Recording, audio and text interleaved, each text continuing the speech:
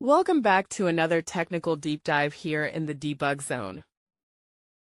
Today we're tackling a big question and breaking it down with insights from other users. Hopefully this clears up some misconceptions and helps you get the answer you need. So buckle up, stay a little curious, and let's jump right in.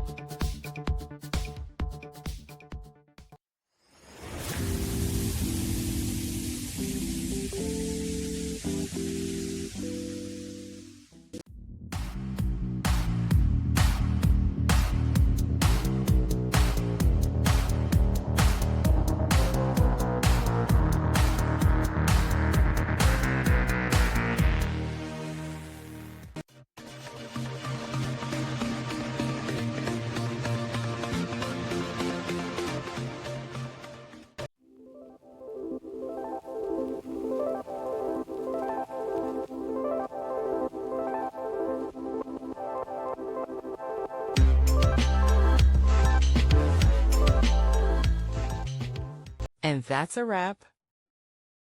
I hope you found the answer you were looking for. If you did, take a second to hit that subscribe button. It really helps out. And let me know in the comments which solution worked best for you.